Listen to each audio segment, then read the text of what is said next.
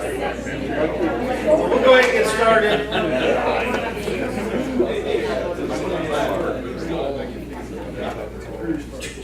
Quarter to court. We'll go ahead and get started. Thank you for having me again today. As you can tell, today we're going to talk about ladder safety. And I realize that a lot of you aren't going out in the shop and climbing ladders every day. But it was selected, I think John thought that not only do some of you go in the field and maybe have to use ladders some, but also, this time of year, it's, everybody's got their list of projects at home and we sometimes follow good safety rules at work because we have to and somebody's telling us we have to, but we go home and we don't necessarily follow the same rules. And I quite honestly am as guilty as anyone, and I should know better than most of us. So, but I go home and I take the same risk at times that we all do, and that's kind of what safety is about: is identifying risk and then taking steps to avoid the risk. And so we're all pretty smart people, so we identify the risk fairly well. We just don't always take the steps to prevent it or to avoid it. So. We're going to go into ladder safety. I think most of us realize ladders, they can take us to great heights, or unfortunately, we can have a quick trip to the ground. And as the old saying goes, it's not the fall, it's that sudden stop at the end that really gets you. And I won't gore you with some horrible pictures of falls, but believe me, it doesn't take a 20-foot fall to seriously injure you. I mean, there was a statistic out there, and I won't quote it, but there's a high percentage of fatalities based on falls that are 6 feet and lower. And so it's part of that's skewed because there's more people at 6 feet and lower than 30 feet. But you can injure yourself pretty significantly. My boss has a lifetime of pain in front of him because of a fall that he took. It was only about 11 feet, but it's what he landed on, it's how he landed, and he crushed his heels, he compressed his spine, and so don't think of it, well, I'm only 10 feet, it's no big deal, because you can still have serious injuries come from that. Just a few hazards that ladders have, and pretty much all ladders have, is improper setup. Okay, knowing how to set it up properly. What's the proper angle to put an extension ladder? Have any of you ever went to climb on an extension ladder and you get a couple rungs up and it starts to want to pull away from the building? What's that a good indication of? You're too close to the building, right? You don't have a good angle. Does anybody know a good rule of thumb of how to determine a good angle on an extension ladder?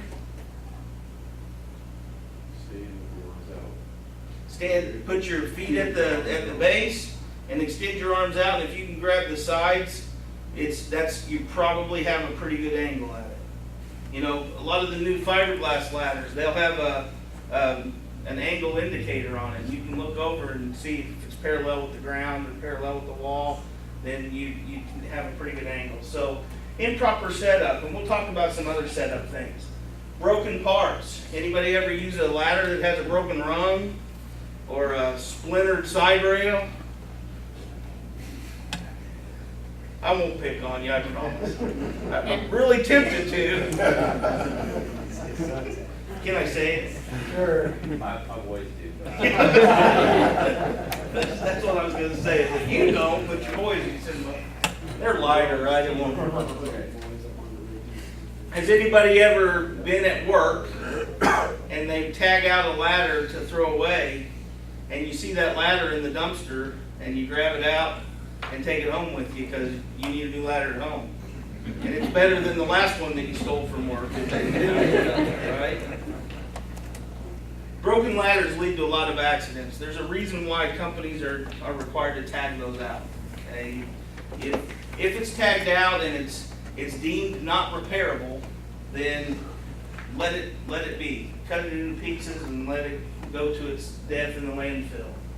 Worn out treads, you know, when you're on a ladder, well, you don't want your feet to slip. We were just talking about that, you know, falling off a ladder and even straight ladders, you know, and falling back into a cage.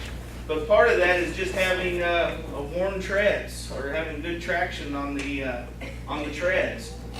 Not having, you know, 3 inches of roof tar on them and mud and gravel and a lot of moisture. So having some good treads and keeping good traction on that ladder is pretty important.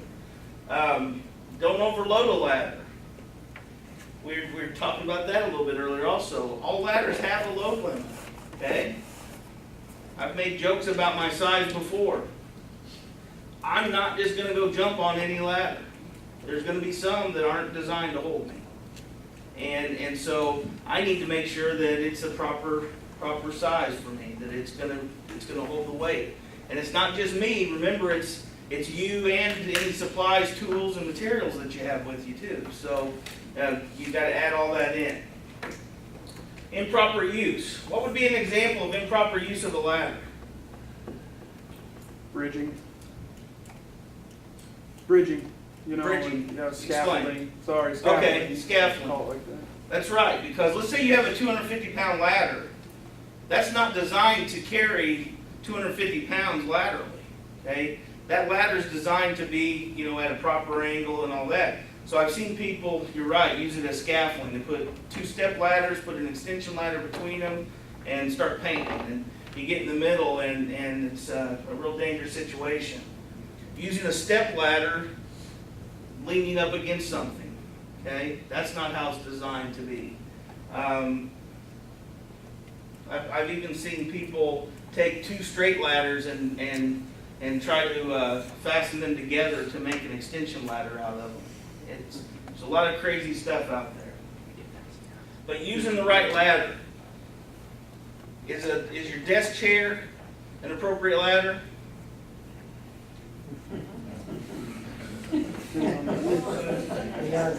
Swivel's too much. As long as it's non-swivel?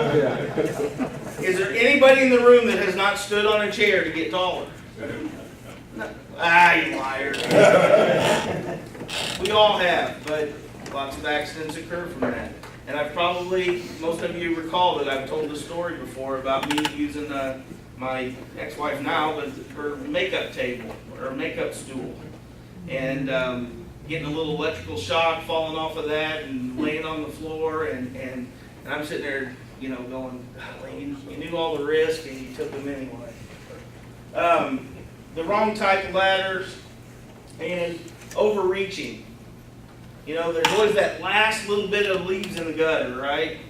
That I can either go down, climb down this ladder, move the ladder, and climb back up and get that last bit, or I can really reach out there, right?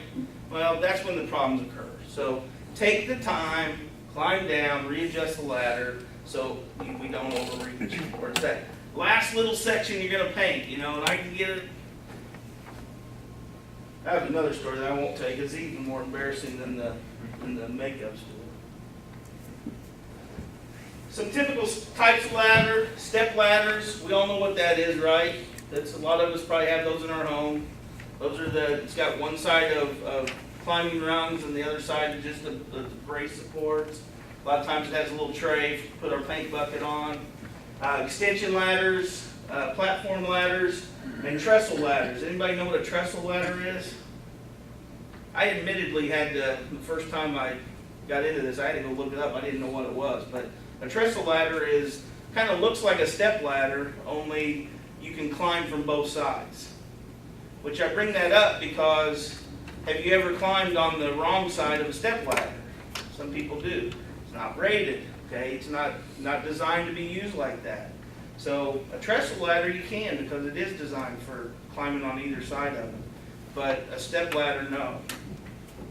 Sometimes too you'll find the trestle ladders will be where you can climb up either side and then they'll have an extension. So it'll be look like a typical step ladder that you can climb on both sides, and then it'll have a straight up extension coming out of it. Personal protective equipment, we want to make sure that you know, as with anything that we use, that we want to make sure we're properly protecting ourselves. You know, they say fall protection for extended work on a ladder. You know, I would tell you that OSHA doesn't require fall protection on a ladder if it's at an angle, okay? The theory being that is if you fall into the ladder and you're going to be able to, you know, get your grip. But if you're going to be on a ladder, let's say you are painting the outside of your house and you're 20 feet up there and it's going to take you a while. What's wrong with tying off? Your exposure is greater because you're going to spend a lot of time on the ladder. You're not just using the ladder to like access your roof. You're going to be working from the ladder. So, you know, get a harness and tie off. If you fall, you'll be glad you did. Footwear with good support. No slipped soles. How many of you ever cleaned your gutters in flip-flops? There's a couple smiles. I know there's more of you. You just don't want to admit it. Safety glasses for overhead work. You know, if you're working on a ladder and you're doing something above and debris oftentimes does fall down, the time to be blinded by like debris in your eyes is not when you're 20 feet in the air on the ladder. So make sure you have the safety glasses on so that you can get down safely. And then any other personal protective equipment, that gloves and that sort of thing that might be necessary for the task at hand. Little work area safety check when you're dealing with ladders. First of all, one of the very important things is to make sure that there's no electrical access, that you're not going to be exposed to any electrical. Metal ladders are bad around electricity. You know, they're conductive. Fiberglass and wood, they're not conductive. But still, even with a fiberglass or a wood ladder, we don't want to be working around power lines. Make sure that the level surface for the ladder placement. Again, I keep asking this, and maybe I'm asking these because it's things I've done before, but has anybody ever been in an area where you're going to go clean your gutters and the yard's not quite level, and so you go get that brick to put under one side? You know, we tend to try to adapt so we can get the job done. It's not a good idea. It's an accident waiting to happen. Sturdy support for resting the ladder top. You know, where you place the ladder on top is pretty important. You know, making sure that you're not going up to trim a limb and you're leaning up against a limb that's going to snap when you get about halfway. And that's when it always happens, because when you're at the bottom, the full weight of you is not up on that. You're going to get about halfway to 3/4 of the way up before that snaps. So it wants to get you up there a little high so you really pay a good price. And then no traffic in the area. And I'm not just talking about vehicle traffic. That could be bicycles and skateboards and people traffic. Okay, so making sure that we control that area and make sure that somebody doesn't come around, run into our ladder and cause us a problem. If you're going to place a ladder in front of a door, there's some things you can do. Either block the door open so that it's clearly noticeable that there's a ladder on the other side of that door, or signage on the door, or if it's possible, lock the door so that nobody can open it while you're behind the door. Again, you don't want somebody blindly coming in and slamming that door into your ladder and possibly causing a problem. Going to do a pre-safety check of the equipment, making sure there's no damage to the ladders. Look at the side rails, rungs, any supports. Make sure the non-slip feet are there. They sometimes get snapped off. Make sure the rubber pad isn't missing. And make sure that it's long enough for the job.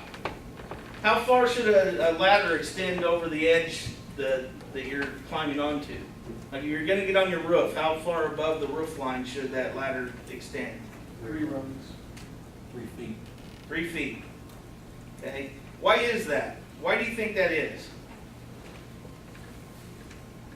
So coming down, you have something to hold on to get yourself. It's not the getting up part. It's the coming down part. In fact, sometimes I think that 3 feet up gets in the way of the getting up part. But it's the coming down. And if any of you ever have gone up on your roof and you only had like 6 inches of overlap, and you get ready to climb back to that edge, you're like, whoo, man, I really wish I had something to hold on to as I step around. So it's the climbing off the roof that you need that 3 feet for. So make sure that the tool's long enough for the job. Make sure that the rungs are in good shape from a standpoint of slip resistance. Not only that the rungs in good shape, but that they're not covered with mud and other remnants of previous tasks done around the house. Non-conductive side rails anytime that you're going to be doing any kind of electrical work. Just a little bit of safe operation of a ladder. First thing you want to do is you always want to face the ladder when you're ascending and descending the ladder, going up and down the ladder. And we've all seen people, it's usually people that use ladders a lot and are complacent of the hazards. Doesn't mean the hazards don't exist. Doesn't mean that ground's still not 30 feet below them. Doesn't mean it's not still hard and going to hurt them a lot. But they go down that ladder backwards and do all kinds of crazy things. But you always want to face the ladder. You always want to maintain 3 points of contact. Okay? 2 feet and a hand, 2 hands and a foot, but you never want to get outside of having 3 points of contact. Don't carry heavier, bulky items up or down the ladder. So let's say you got to get some supplies up on your roof. You're going to patch some stuff. How are you going to get that stuff up there? If I'm telling you got to have 3 points of contact, how are you going to get it up there? What's that? Throw it? Okay. Bucket, rope, just use a rope to hoist the stuff up there. It's a lot safer to stand on that edge of that roof and pull that rope up than it is to, do this as you're going up the ladder. If you're standing on the edge of the roof, you need some fall protection, right? Not at home. Just kidding. Yeah, I mean, you should, yes. Obviously, I'm joking about not at home. There's no requirement for that promotion, but if there's a place for you to tie off, then yeah. So make sure that you're hoisting things up and not trying to get it up and down the ladder. One person on the ladder at a time. Okay, don't get in a hurry. Wait for if you're doing a 2-person job and they're going down the ladder, wait for them to get all the way to the ground before you try to jump on. Don't overextend from the ladder line. Secure the ladder at the bottom. One way that it's pretty simple, if you're in soft ground, just drive a stake in the ground and tie a rope from the stake to around the bottom of the ladder. That's a good way to keep it from kicking out. In OSHA, they say that you're supposed to tie off, in the construction industry standard, they say you're supposed to tie off an extension ladder, when you get to the top, tie it off to keep it from swaying. But also, tying it off at the bottom is a good way to keep it from kicking out. And if you don't have somebody to help hold the ladder from kicking out, then it's a pretty good idea to try to secure it somehow. And make sure you fully open step ladders.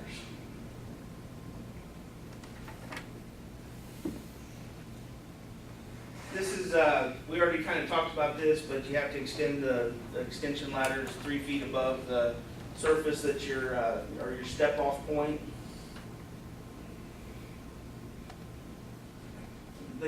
Also, the proper angle of the ladder is achieved by placing the base at a distance from the vertical wall equal to 1/4 the working length of the ladder. Okay? Some of you are engineers in the room, so you all got that, but I revert back to put your feet at the base of the ladder and extend your arms out, and you're going to be close enough that you're going to be safe.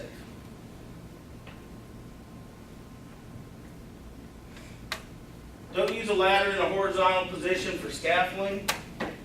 As we've discussed, ensure the base is level and on solid ground.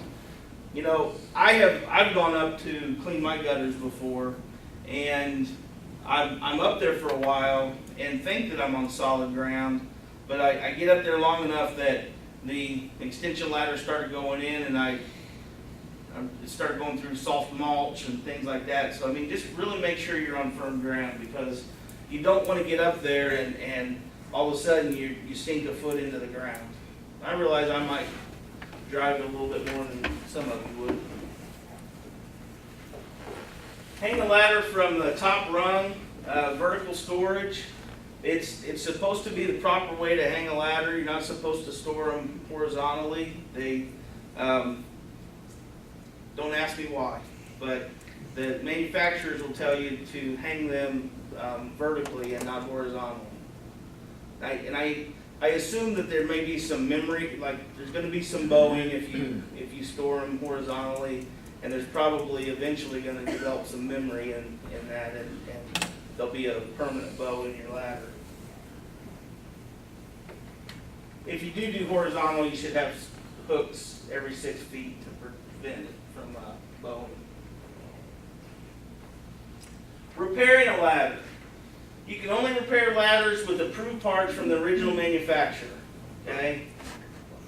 I will tell you that wood ladders, you're not going to get repair parts from the manufacturer. Most aluminum ladders, you're not going to get repair parts from the manufacturer. Some fiberglass manufacturers will have repair kits, others do not. So, if you buy an expensive Werner ladder and you have some kind of repair you need to make to it, you may be able to get some repair parts from Werner to repair that. If you bought the cheapest fiberglass ladder that you can find at Lowe's and you have a damage to it, you can try calling the manufacturer, but the chances are they're not going to have repair parts for that. If they don't, then per the OSHA standards, you cannot make a repair to that. You also cannot paint ladders. Okay? You can't paint wooden ladders or fiberglass ladders. And the reason for that is, you may say, well, I'm going to paint this ladder and it's going to protect it. It won't get water damage and that sort of thing. But they're afraid that if people paint their ladders, then you're going to cover up defects that you could identify otherwise. Frequently lubricate metal bearings and locks and wheels and pulleys. Just like any other piece of equipment, you want to make sure preventive maintenance to keep them in good working order. Can you stencil your name, company name? Yeah, people that, and I would say that probably if you really read the letter of the regulation that no, but that it's an exception that's pretty widely accepted. You know, if all of a sudden you stencil your name on it and you use block letters this big, you know, it might be obvious you're covering up something. Tag broken ladders out where they do not use tags, okay? And do not use, maybe it's waiting for a repair kit from the manufacturer, but if it's not going to be one that's going to be able to be repaired, then cut it up, get rid of it, and as we joked about at the beginning of this, don't take it home and use it at home. If it's dangerous here, it's dangerous at home. And it's a pretty good liability for a business for a ladder to leave, you know, let's say you take one from the shop and you take it home and you use it and something happens, it's a pretty big liability to the company. So cut them up and don't use them. This may seem a little bit off topic, but I'll pull it back in. Do any of you do turkey frying? Show of hands, who has a turkey fryer at home? What's the biggest hazard of turkey frying? When you put it in, right? Either you have too much oil in the pan, or your turkey's too big, or the turkey's frozen or has a significant amount of moisture. What happens? Something that looks a lot like that, right? Well, I'm going to show you an alternative use of a ladder. And coincidentally, I was at one of your sister companies this week at their safety fair. And my booth was, I was grilling hot dogs, and my booth was on grilling safety and turkey fryer safety. Exciting stuff. But in the pamphlets and stuff that I was handing out, I found this little blueprint for an alternative use of a ladder that I thought was pretty cool. And since we were doing ladders today, I thought I'd share it with you all, and maybe something you can take home and use. This came out of, if you want the whole pamphlet, Alton Brown, some of you may recognize his name from Food Network. But this is actually a turkey frying derrick made out of a ladder and pulleys and rope. And what it allows you to do is it allows you, and see some of you laughing, and some of you are studying it. But it allows you to lower the turkey into the grease from a safe distance by belt or rope and pulley, rather than standing over it and having that flash over on you. I guess you would want a wood ladder, though. Probably not. You can use the old aluminum ladders, and fiberglass might not be too good too. But the pictures I saw of it were they had fiberglass ladders. But I thought that was pretty cool. Again, you could Google Alton Brown's turkey derrick, and if you wanted the whole pamphlet, but it's a safe way to fry your turkeys next Thanksgiving. Now, what I found at that safety fair that I'd ask people as they came up, I'd say, "Now, do you have a turkey fryer?" "Oh yeah." "Well, do you use it?" "No." So I think a lot of these people have had these things given to them as gifts, and then they sit in your garage and wondering what you're ever going to use it for. But turkey's pretty good out of them. Does anybody have any questions about anything that we went over? I just ask that when you do these projects around the home, that you do try to utilize some of the safe things that you understand and know from work and from OSHA. And even though the OSHA inspector is not going to come visit you at home, it's still, there's a reason why those standards exist. There's a reason why they determine that it's unsafe.